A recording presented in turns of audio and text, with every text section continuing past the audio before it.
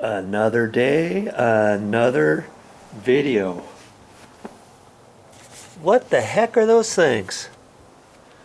Well, I'm not going to show you. I'll show you about that in an upcoming video. I went to Home Depot. I bought some little brushes. Maestro Angel brush set. Look at that. I'm going to try those on when I do my cut-in. And then I saw they had little artist brushes, and they were cut at an angle. And I can cut in with that. You know, if I want to do something next to the baseboard, next to the door trim, the door casing and stuff. Like if you see where it's not been cut in very straight, and you think, that really bothers me. I think I can cut that in, but you don't want to do it with a huge paintbrush. Try something like a real small paintbrush, especially up at the top edge. We had some painters come in here and they flew and they went really super fast, and they didn't do so good when they cut in. See up there? Let's see if I can't get you in there.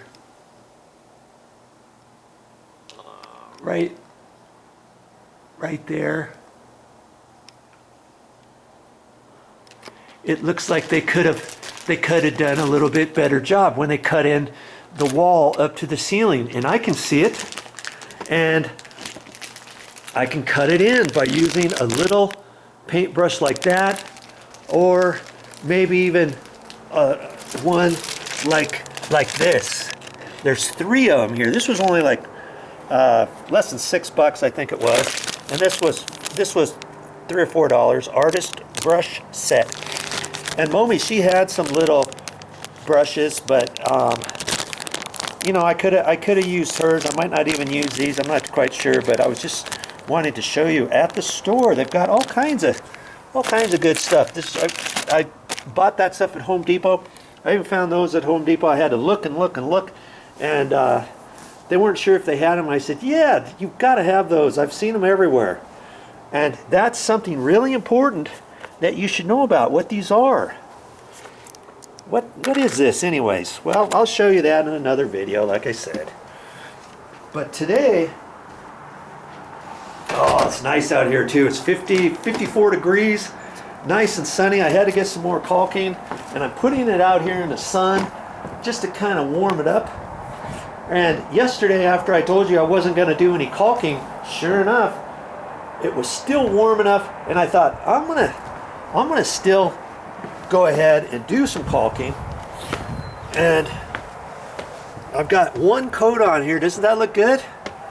I caulked around the edge, boom, boom, boom, even up underneath here, down on the side. I tried to do as best I could without getting too much of it on the stucco. Some of this white is not caulking. It's actually the primer, and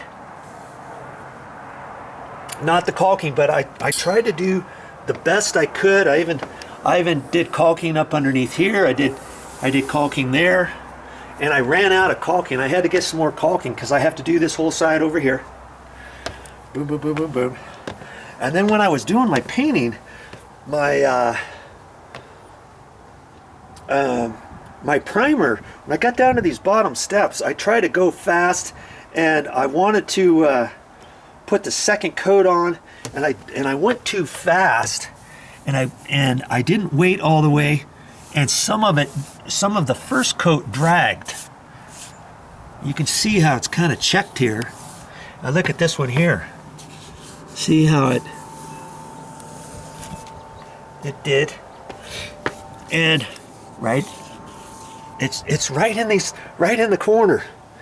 And this one here, see, I'm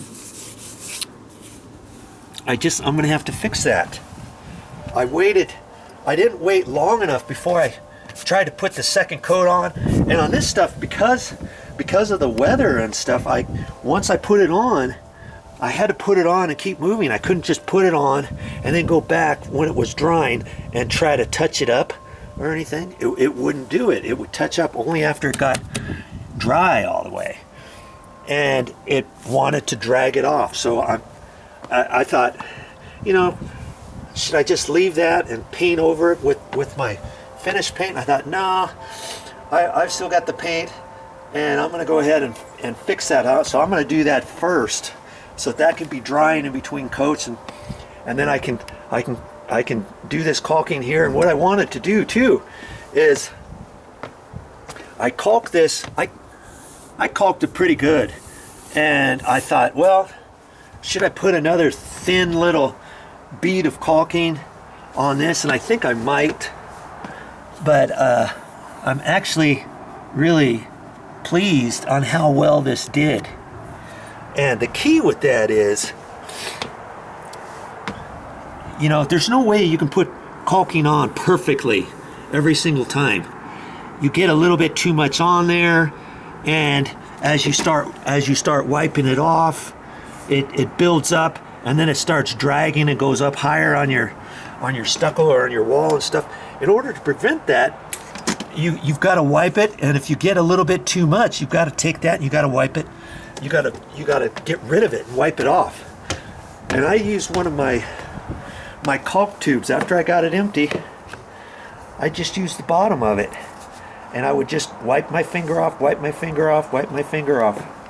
And so, see, that's just a buildup of yesterday's caulking. And before that, I had to use a rag. I used a rag, and then every once in a while, I wanted my fingers to get really cleaned off so that they weren't all sticky, and because if you're wiping it off with your finger, you got to have a nice clean smooth finger. If you don't, any bits of the old caulking after you do it with your finger a little bit starts building up there, and you can't get a smooth line. Okay, so I'm really pretty pleased about how well that came out. And I'm gonna check that out. I may put in a little bit here and there where I think it's just a hair low still. I might put a little bit in. So I'm gonna check all that too while my primer's finishing drying. So I'll work on that first. Down there, I've got to scrape a little bit of that off with my putty knife, and then I'm gonna get into my paint. And I had some paint that matches exactly. So it's an exterior satin finish Duras acrylic ultra hide from Dulux. And I'm not saying you have to get this type of paint. It's just what they had in the garage when we moved in, and there's 7/8, 3/4 of a gallon left. I mixed it up the other day, and it's matched up perfectly to what I want. And you can read the back directions and see when you're supposed to apply it, and what the degrees you can put it on. And generally it's like, well, each paint differs, and so I'll have to read that. It's like 55 degrees. I'm sure it's going to be fine. It's nice and sunny out here, so I want to put that on today. That's why I want to caulk this. If I caulk this, it should skin up. Once the caulking skins up, then it's okay to paint over. Okay, so I got a few little things to do before I get into the painting.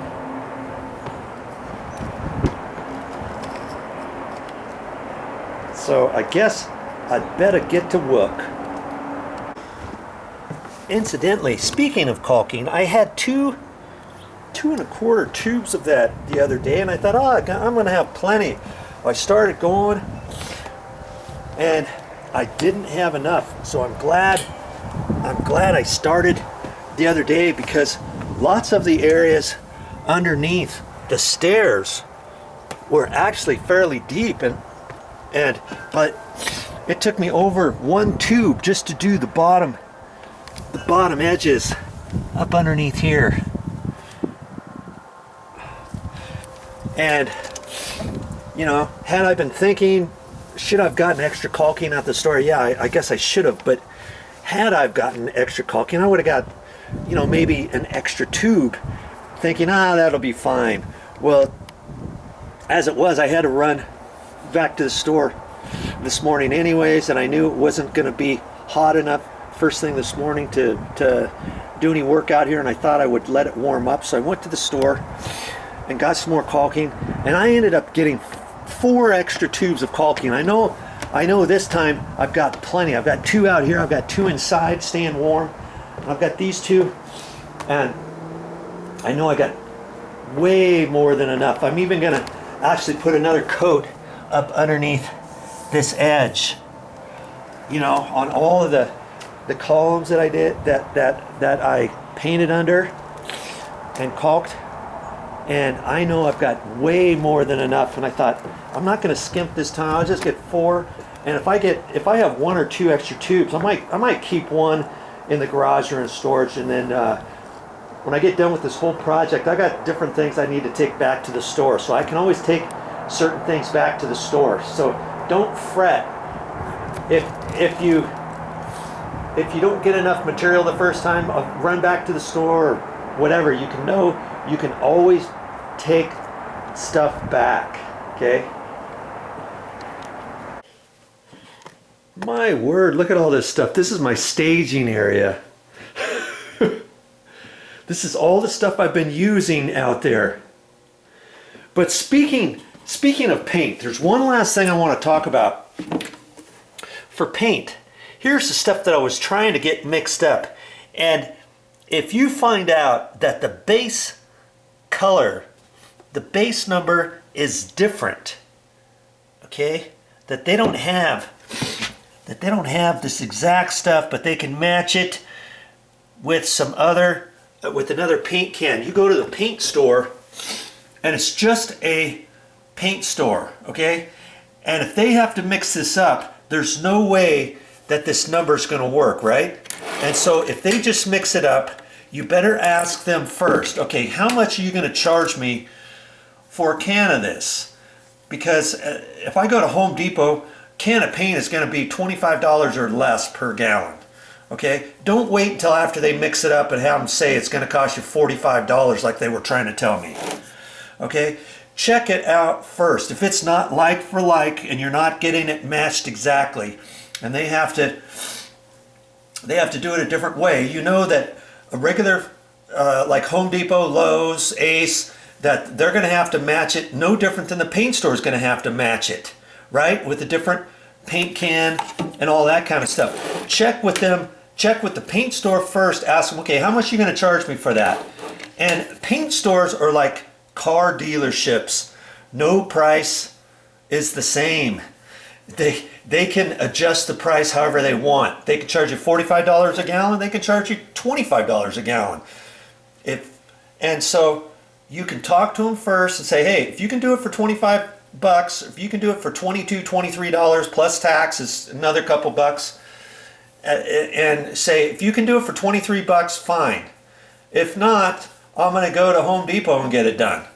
And once you tell them that, you see what they say. If they say, okay, yeah, we'll do it, fine. If they say, well, no, the best we can do is $38 per gallon, blah, blah, blah, then you say, okay, fine, forget it. I'm going to go over to Home Depot and do it there.